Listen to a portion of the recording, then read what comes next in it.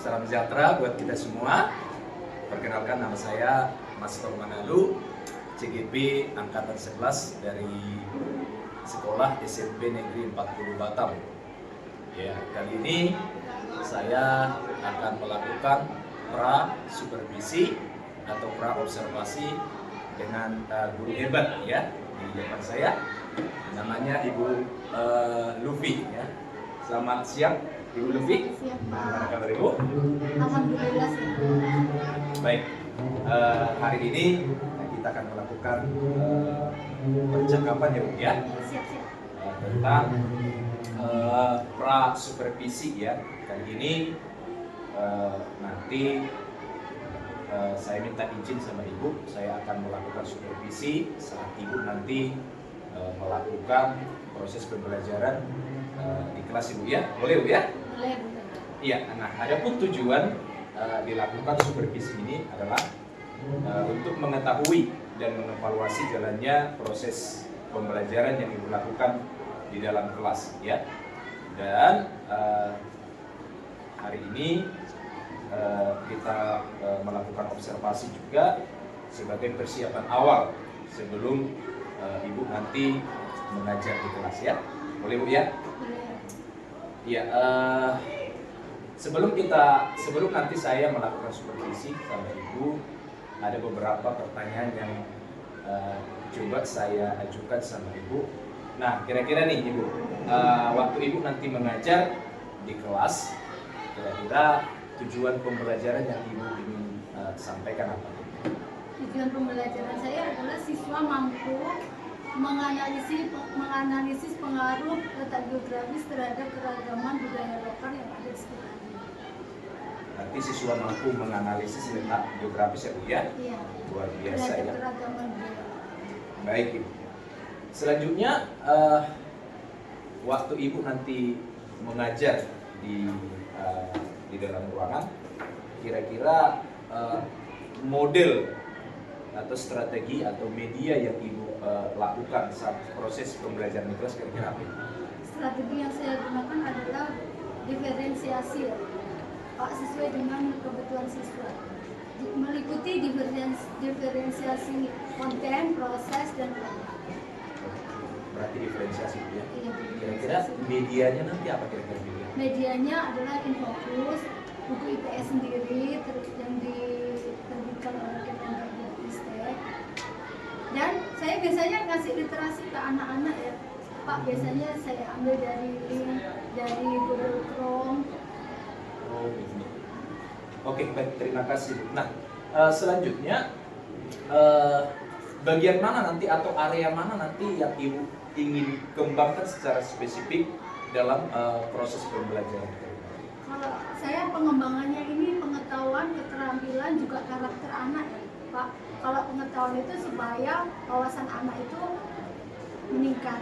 Kemudian keterampilan dalam hal ini adalah keterampilan untuk berdiskusi dan menghargai pendapat teman-temannya. Yang kemudian dipresentasikan di depan kelas supaya menumbuhkan rasa percaya diri terhadap anak. Dan yang lebih penting adalah membentuk karakter anak ini. Nah, kira-kira nanti metode Ibu saat Ibu mengajar di kelas itu apa? Yang saya terapkan adalah metode diskusi dan presentasi. Metode diskusi dan presentasi ya. Kenapa kira-kira Ibu memilih metode diskusi dan presentasi? Apa? Karena dengan diskusi itu bisa anak-anak itu mengemukakan pertanyaan dan bisa menjawab dengan kritis, supaya dia lebih untuk memancing supaya anak-anak itu bisa berpikir lebih kreatif dan kritis. Oh, itu metodenya itu berarti diskusi dan presentasi. Nah, modelnya nanti? Model yang saya gunakan adalah problem based learning ya Pak, karena supaya kedepannya anak-anak itu bisa memecahkan masalah sehari-hari yang terjadi di sekitarnya. Oh, luar biasa. Berarti Ibu nanti metodenya adalah diskusi dan presentasi, modelnya PBL ya, yang sering kita gunakan itu PBL, problem based learning ya. Luar biasa Ibu. Kayaknya nanti proses pembelajaran Ibu ini apa ya, menarik ya. Nah, Kira-kira Ibu mengajarnya kira-kira kapan ya, Bu? Besok ya Pak, karena kebetulan besok itu ada jadwal mengajar di kelas 8 pagi. Oh, ada besok ya? Oh, ada besok. Nah, izin Ibu, saya besok mau izin sama Ibu, minta izin untuk boleh masuk ke kelas Ibu untuk melakukan supervisi, melihat Ibu mengajar ya di kelas Ibu, dan saya juga nanti akan mengamati saat Ibu mengajar nanti di kelas Ibu ya. Boleh Bu ya? Boleh Bu. Baik, terima kasih Ibu buat percakapan kita pada saat ini. Ini masih awal Ibu, karena ini masih pasca. Nanti kita akan melakukan pasca observasi saat Ibu nanti selesai mengajar di kelas. Oke, saya rasa itu saja dulu Ibu awal kita untuk boleh bercakap-cakap hari ini. Besok saat Ibu observasi, saya masuk nanti ke ruangan Ibu melakukan observasi. Mungkin saya akan menyampaikan setelah pasca observasi. Ya, terima kasih banyak Bu Lutfi. Iya, sama-sama Pak.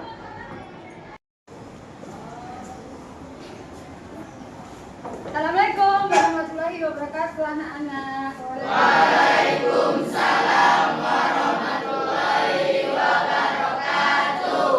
Apa kabarnya? Baik, Bu.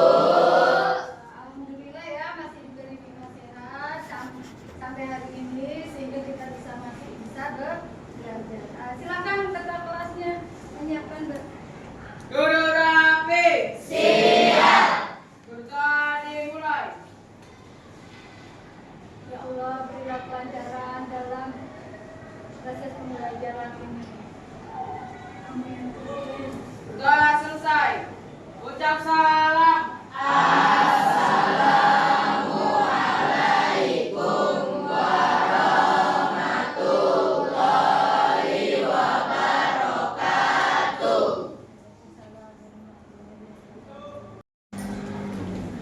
Sebelum memulai pembelajaran, kita absen dulu ya. Siapa yang tidak hadir? Siapa yang tidak hadir pada hari ini? Apa keterangannya sakit? Informasinya? Sakit. Nah, semoga yang sakit lekas sembuh ya. Jadi untuk pembelajaran hari ini, tujuan pembelajaran hari ini adalah, oh ya, kemarin kita belajar tentang apa? Tentang apa kemarin? Ada yang masih ingat kemarin kita belajar tentang? Iya betul, pengaruh letak geografi terhadap sumber daya alam. Ya betul ya. Jadi pengaruh letak geografi sangat mempengaruhi sumber daya alam. Seperti daerah pegunungan, sumber daya alamnya adalah apa biasanya sumber daya alam yang ada di dataran tinggi atau daerah pegunungan adalah Sawah. kebunan. Dataran rendah itu sawah, kalau dataran tinggi adalah kebun teh, kebun kopi ya. Sayuran itu ada di dataran tinggi atau di pegunungan ya. Untuk saat ini kita akan belajar tentang pengaruh letak geografis terhadap keberagaman budaya ya. Tujuan pembelajaran pada hari ini, Bu bacakan dulu ya. Peserta didik dengan rasa antusias dan cinta tanah air mencari informasi dari narasumber tokoh budaya tempat untuk memahami hubungan kondisi geografi wilayah sekitar dengan terbentuknya budaya lokal yang mengembangkan nilai budaya tersebut dalam sebuah rencana pertunjukan. Jadi kalian nanti menganalisa letak geografis, pengaruh letak geografis terhadap keragaman budaya lokal di sekitarnya ya. Nah, sebelum memulai pembelajaran kita literasi dulu ya. Nah, kita literasi dulu.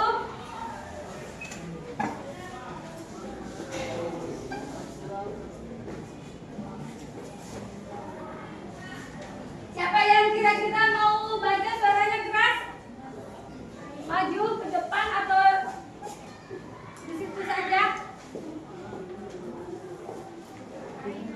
Ya udah Sally aja, Sally. Baca Sally. Literasinya dulu, Sally. Ini literasi ya untuk menambah wawasan kalian. Ya. Ayo. Hubungan kondisi geografis wilayah sekitar dengan terbentuknya budaya lokal dan mengembangkan nilai budaya tersebut. Keragaman Semuanya budaya cuma ya didengarkan. terbentuk karena faktor manusianya sendiri, antara lain karena manusia memiliki kegemaran seni yang berbeda-beda. Letak geografi Indonesia berpengaruh terhadap keragaman budaya karena tempat tinggal manusia ikut berperan dalam membentuk tingkah laku dan kebiasaan atau cara hidup yang merupakan dasar terbentuknya suatu budaya. Terbentuknya budaya lokal dimulai dari adanya ide atau gagasan individu yang kemudian menyebar menjadi gagasan kolektif.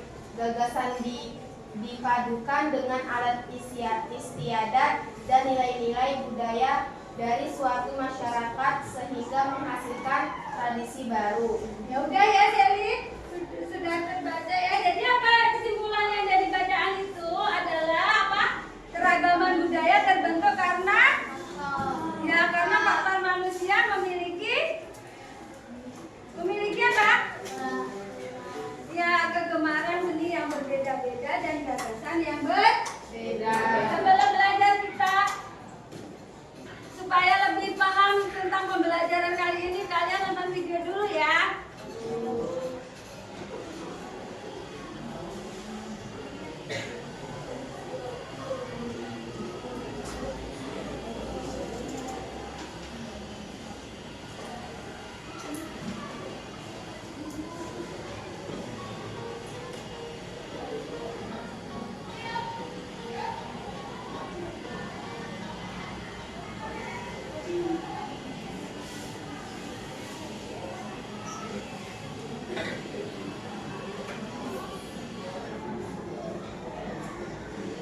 Oke.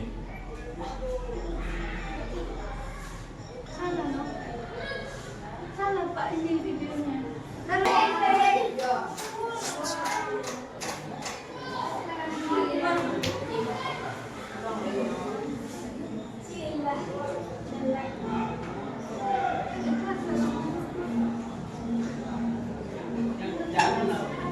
kok Tiga.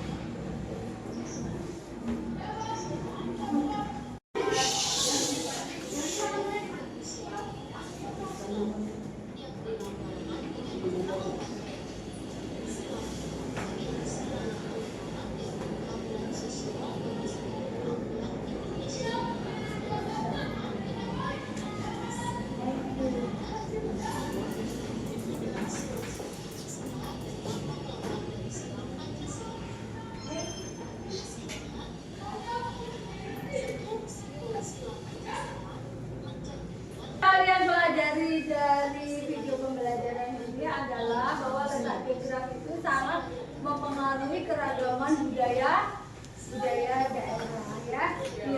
Karena pengaruh dari diri pribadi ya. Itu mempunyai ide dan gagasan, kemudian mereka berkumpul sehingga menghasilkan adat istiadat baru ya. Demikianlah letak geografis mempengaruhi keragaman budaya ya. Di samping itu keragaman budaya itu disebabkan karena setiap manusia, setiap individu itu mempunyai bakat dan seni ya. Itulah ini ya. Sebelum pembelajaran kita bentuk kelompok ya untuk mengerjakan lembar kerja ya. Kalian bikin kelompok bentar ya. Tiga. Coba perhatikan ini. Coba ini perhatikan di sana. Ya, ini juga ini. Ini jadi ini ya. Jadi bagaimana hubungan kondisi geografis wilayah di sekitar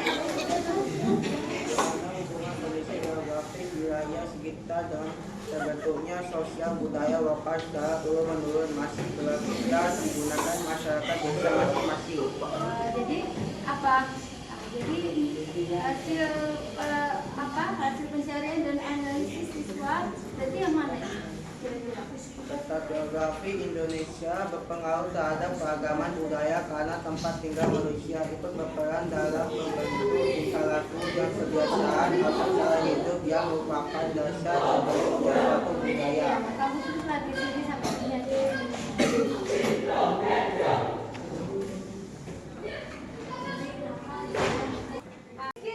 Presentasi di depan.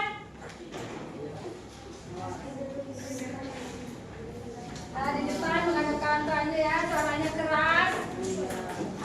Kelompok berapa? Kelompok 1 ya. Dengarkan baik-baik, nanti ibu tanya ya. Bagaimana hubungan kondisi geografi wilayah kita dengan terbentuknya sosial budaya lokal secara turun-menurun masih berlaku dan digunakan masyarakat desa masing-masing. Hasil pencarian dan analisis siswa adalah letak geografi Indonesia berpengaruh terhadap keragaman budaya karena tempat tinggal manusia ikut berperan dalam membentuk tingkah laku.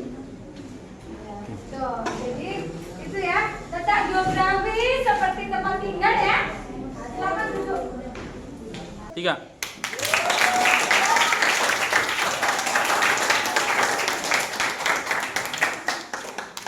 Terima kasih ya untuk Rizky yang sudah berani presentasi ke depan ya.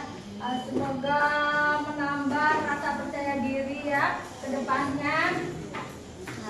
Jadi benar ya, jadi letak geografis berpengaruh terhadap keragaman budaya karena tempat tinggal ya berperan dalam membentuk tingkah laku ya, terutama mereka yang tinggal di laut ya. Otomatis apa? Pekerjaannya sebagai nelayan. Jadi tingkah lakunya apa? Seperti apa? Tingkah lakunya adalah mencari ikan di malam hari dan kembali ke darat pada siang hari dengan membawa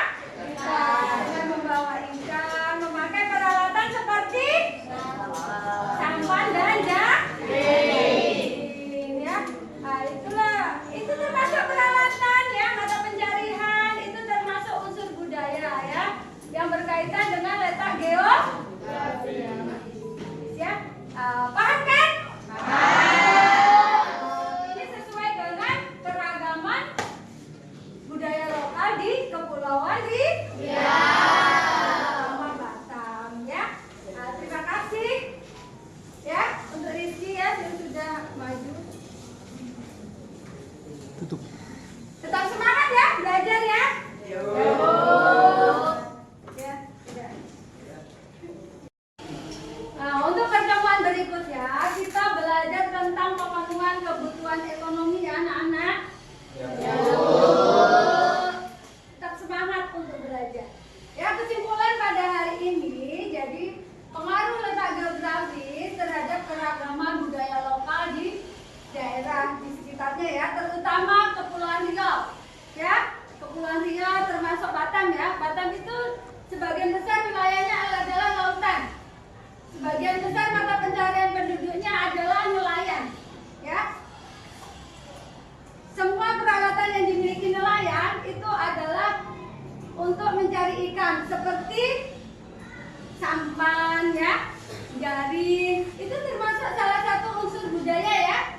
Itu unsur budaya yang ada di Batam, ya. Demikianlah pembelajaran hari ini, ya. Kira-kira apakah kalian sudah paham semuanya? Ada yang belum dipahami? Ya, demikianlah, ya. Assalamualaikum warahmatullahi wabarakatuh.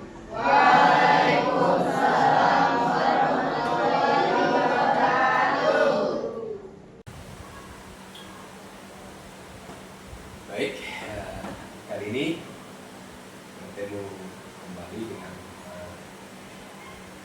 Ibu PP, penasihat partai saya, Ibu Nanda, dan juga Ibu Lufi, orang yang saya observasi.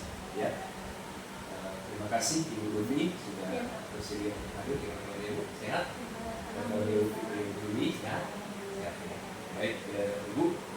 Hari ini kita bertemu kembali setelah kita selesai melaksanakan pra-observasi dan juga observasi, ya. Sekali lagi mohon maaf tidak menghubungi Ibu, tapi kita sama-sama belajarkan sebelum memberikan masukan aktivitas saya. Ya. Saya juga selaku CGP angkatan 11, ya, banyak belajar, ya, setelah saya mengikuti pembelajaran CGP ini, ya. Jadi hari ini kita akan coba coaching pasca observasinya. Nah, bagaimana perasaan Ibu setelah melakukan observasi kelas 8 sangat senang, ya, Pak, karena pembelajaran berjalan dengan lancar. Ya, terima kasih. Saya juga melihat memang Ibu waktu belajar ceria, Ibu bisa pastinya. Nah, bisa Ibu ceritakan kembali yang menjadi area pengembangan fokus Ibu di dalam kelas atau langkah-langkah apa yang harus dilakukan di kelas waktu kita observasi? Saya area pengembangannya pengetahuan, ya, Pak, karena menambah wawasan anak itu sangat penting untuk kedepannya, apalagi karena untuk depan itu makin berat. Itu adalah keterampilan itu penting supaya mereka itu mempunyai kemampuan untuk menyelesaikan masalah dengan etis.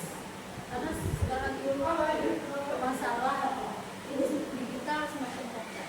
Kemudian yang juga adalah penguatan karakter anak.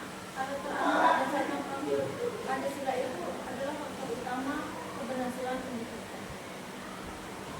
Terima kasih. Berarti area pengembangan Ibu pengetahuan dan nah, menurut Ibu waktu Ibu melakukan pembelajaran itu ada kendala-kendala atau tantangan apa yang bisa? Kendalanya biasanya ada beberapa anak yang tidak fokus, ya, Pak. Pada saat belajar mungkin mereka kurang tertarik atau kurang minat, atau mungkin dari rumah dia sudah bawa masalah.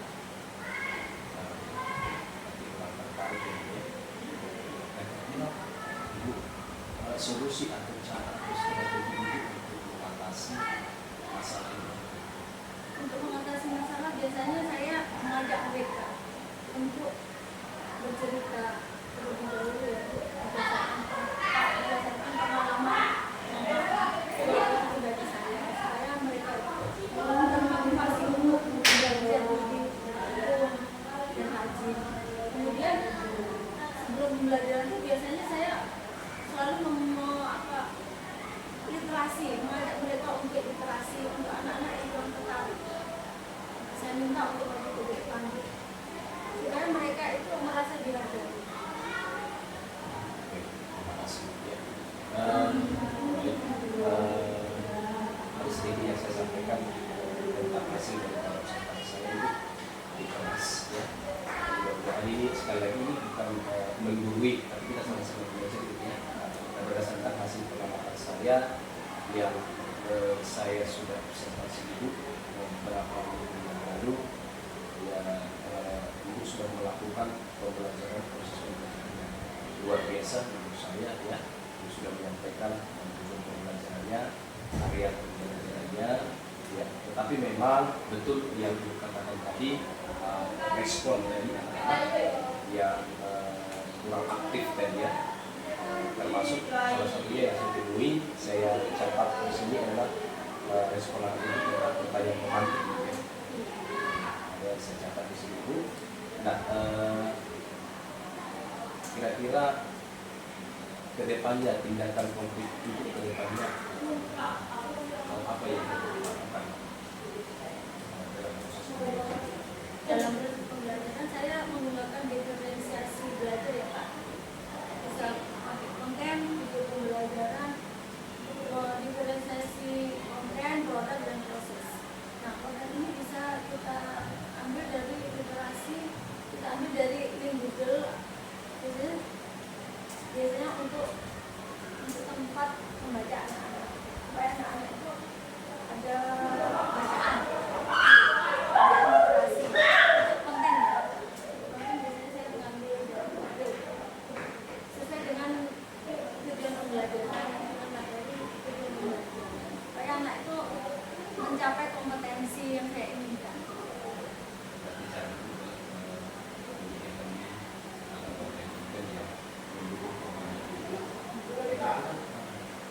Selain langkah itu adalah kita coba terapkan strategi terapkan strategi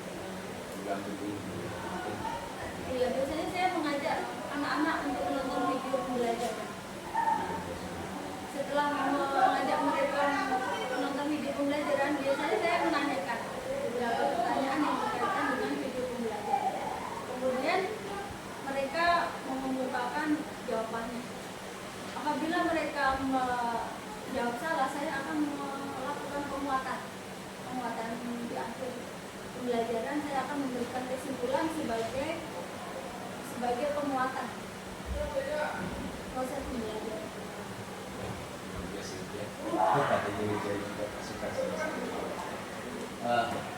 Nah, lantas kira-kira yang bisa membantu Ibu ini dalam proses pembelajaran itu kapan bisa dilaksanakan? Dilaksanakan mungkin untuk semester depan ya Pak. Semester depan. Ya.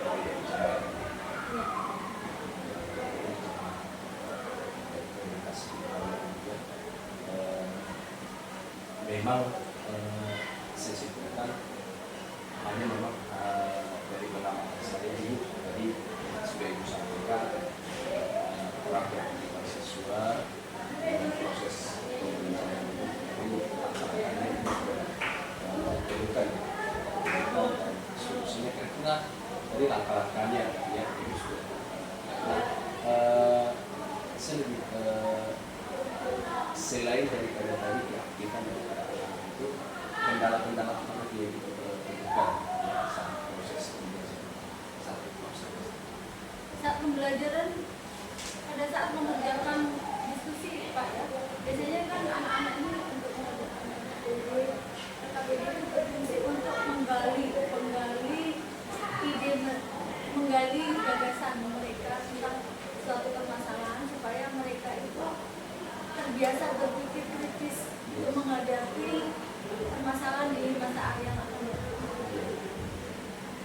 Tapi biasanya anak-anak ini jawabannya itu lebih kritis, di luar dugaan kita semua. Mungkin di luar dugaan kita ya Pak sebagai guru. Ternyata murid kita itu lebih hebat.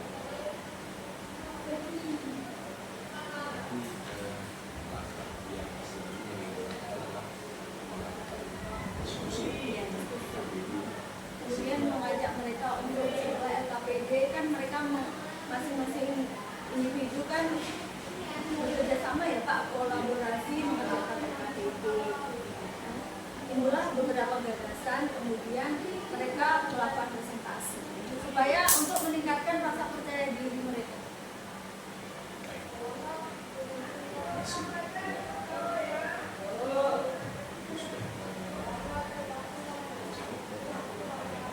Pasca presentasi ini, ya saya berharap kita juga terus bisa berkolaborasi ya. Ibu juga bisa memberikan masukan kepada saya dan kita boleh berkolaborasi untuk melakukan proses pembelajaran yang lebih Nah, selanjutnya Ibu di depan saya itu yang mungkin bisa memberikan umpan balik ya dan tempat saya. Baik Pak Master dan Bu Vicky, terima kasih atas kolaborasinya di dalam kegiatan pasca presentasi, karena hal yang dilaksanakan itu adalah hal yang luar biasa, karena Pak Master sudah memberikan beberapa ilmu-ilmu mungkin dari modul-modul yang sudah beliau pelajari dari LMS, karena betul kata Pak Master tadi, beliau bukan menunggu ilmu, tapi di sini kita saling membutuhkan ada agar baru ilmu baru, terus tentang pembelajaran teknik pembelajaran dan metode pembelajaran yang terbaru itu sangat baik kita lakukan secara bersama, dan intinya di konsisten dan berdampak.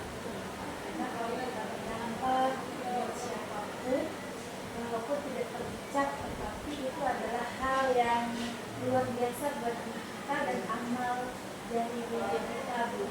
Jadi jangankan kita berbuat baik, mungkin orang akan melihat kita, tetapi kita ikhlas saja, kita lakukan dengan konsisten. Saya selalu bilang sama Pak Master, setiap modul ambil ilmunya, nggak bisa banyak, ambillah sedikit, karena sedikit itu akan menjadi hal yang luar biasa bagi guru yang, mohon maaf, terkadang kita guru ini sudah ada di fase nyaman dan dia tidak mau mendapatkan ilmu baru.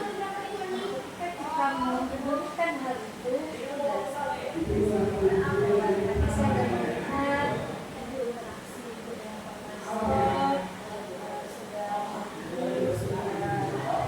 sudah digali, ya kan? Pak Master juga sudah anak-anak dan otomatis bukan Pak Master ibu juga boleh observasi Pak Master. Benar, apa? Nah, gini ya, ketika Pak Master ada di ibu, ada hal yang tidak ada pada diri Pak Master, dan sebenarnya loh seperti ini di bagian ini. Dan begitu juga saya dapat ciri Pak 4 orang, Bu. Dan 4 orang itu unik bagi saya.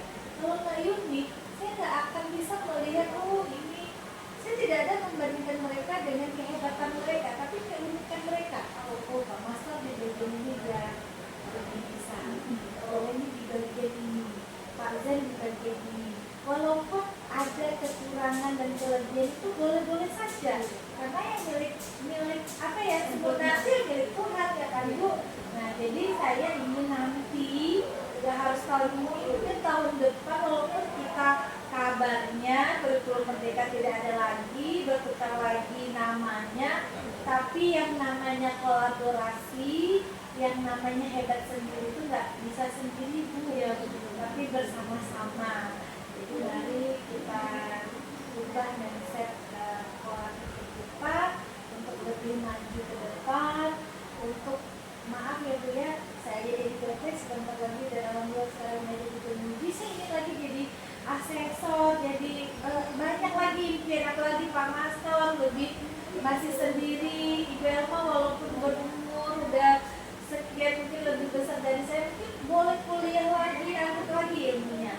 Belajar itu kan nggak dilihat, jadi tetap semangat. Intinya pasca ini alhamdulillah Pak Master, Bu Uti, nilai yang saya berikan ini adalah nilai yang apa ya, saya juga belajar, saya belajar juga dengan Pak Master, dengan studi yang lain, dan ketemu dengan Bu Uti, saya juga belajar dari cara lebih dan kita tuh berbeda. Nah, ada hal yang ketika kita kenal dengan seseorang bukan kita ambil gayanya, tapi ada hal yang bisa kita ambil. Oh ya, kenapa? Inspirasi. Nah, Inspirasi. terinspirasi. Jadi aura positif selalu kita pancarkan dan kita akan menjadi ladang pahala bagi kita. Karena kalau aura negatif terus yang kita keluarkan, positif kita tuh akan muncul. Jadi mari kita sama-sama melakukan mindset lagi. Kenapa kita ada orang tidak mau mengerti kita, bukan berarti dia tidak suka dengan kita. Ambil saja yang positif. Oh, berarti dia lagi capek, berarti dia ada masalah. Kita tetap menegur mereka. Kita tetap menegur beliau. Tetap selamat pagi. Kenapa menjadi hal yang seperti itu susah menurut orang, tetapi tidak. Kita akan membuat aura kita semakin baik dan tidak ada salahnya. Tidak seperti yang ya. Jadi di sini saya hanya sebagai pengajar praktik, Pak Master. Saya tidak ada mengatakan saya diri Pak Master, tidak. Dari dulu ada saya bilang seperti itu. Pak Master, saya cuma bilang saya adalah teman dan rekan kolaborasi Pak Master. Mungkin kita selesai ini kita menjalin persaudaraan, silaturahmi, bertambah lagi saudara kita, bertambah lagi keluarga. Jadi tidak ada hal yang harus kita sombongkan. Mari Pak Master, untuk Pak Master alhamdulillah nilainya sangat baik dan terima kasih Bu. Karena kan saya ingin CGP saya itu Bu, dia bersama-sama ya Bu ya, bersama-sama, dan dia tuh harus saling peduli, saling berkolaborasi. Begitu juga CGP saya di sekolah. Malahan saya salut dengan CGP saya, berbeda, bertolak belakang dengan saya. Ketika mereka jadi CGP, mereka disambut hangat oleh kepala sekolahnya untuk membantu kegiatan-kegiatan apapun di sekolahnya. Nah itu luar biasa menurut saya. Kenapa kebalikan dengan saya? Saya Bu baru diakui setelah saya sampai di puncak PP, baru saya diakui. Nah itulah dilemanya. Tapi saya tetap berpositif tinggi. Karena apa Bu? Setiap ekosistem yang ada di sekolah itu akan berbeda, akan berbeda. Jadi yang namanya kita aset, kita ini dulu aset sekolah Bu, itu harus mengikuti apapun bentuk peraturan di sekolah kita. Kita nggak boleh bangkang, kita nggak boleh menjaga. Walaupun kesal ya kesal, berbisin aja. Intinya kita tidak boleh saling merugikan satu sama lain. Oke, baik Pak Master, itu saja yang pembagian saya. Pak Master luar biasa, beliau juga apa namanya dari CGP, dia juga lagi PPG. Dari awal beliau mengeluh, akhirnya dipegang buat tanpa sendirinya dengan saya.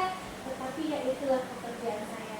Saya memfasilitasi CGP saya agar dia tidak berhenti di tengah jalan. Kenapa saya tetap semangat, ambil hikmahnya, yang buruk jangan dikenang, ke depan terus berjalan. Baik, terima kasih. Baik Bu Wi, terima kasih buat umpan baliknya. Dan saya juga berterima kasih banyak Bu Wi yang mulai dari kita pas pra observasi sampai pas observasi tetap setia dan setia bisa memasuki dengan Ibu. Terima kasih sekali lagi.